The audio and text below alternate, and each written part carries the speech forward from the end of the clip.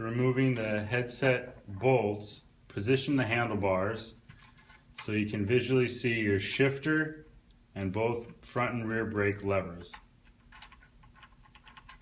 Hand tighten each of the 4 bolts, ensuring that the washer is in place.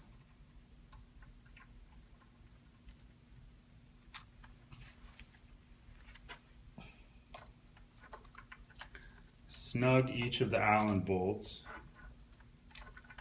There are small grooves on the handlebar which should be centered as you position it.